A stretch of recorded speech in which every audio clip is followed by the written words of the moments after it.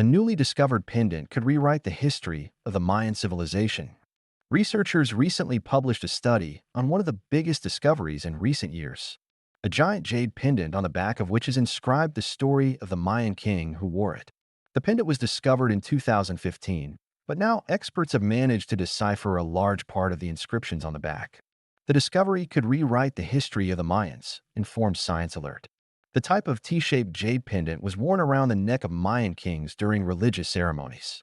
The one discovered in 2015 is 19 centimeters wide, 10 centimeters high, and zero point 0.8 centimeters thick, being the second largest pendant discovered by experts and beliefs. However, it is the first pendant discovered on the back of which a historical text is inscribed, the 30 hieroglyphs providing details about the owner of the object.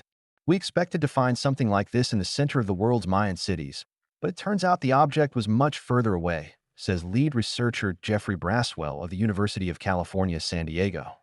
The artifact was discovered at a small site called Nimli Punit near the town of Indian Creek, which is 250 miles (402 kilometers) from Chichen Itza in Mexico, where similar jewelry has been found.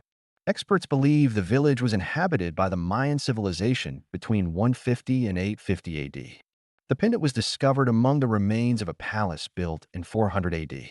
The fact that the pendant is in the shape of a T corresponds to the hieroglyph E, which means wind and breath, indicates that the object was worn during ceremonies dedicated to one of the most important Mayan gods, Huracan, the god of the wind. Wind was vital to the Maya because it brought the annual monsoon rains, so the pendant was used to invoke the winds and rains. Researchers believe the village was abandoned because weather conditions made the area uninhabitable. A recent theory suggests that drought led to the destruction of agriculture, a collapse of Maya civilization, Braswell explains. The text on the pendant is difficult to translate, as the Maya inscriptions have not been fully deciphered.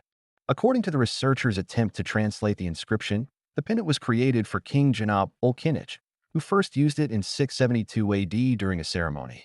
The text describes the king's family and his rise, and the fragment ends with a passage describing the king's connection to the huge Maya city of Karakol.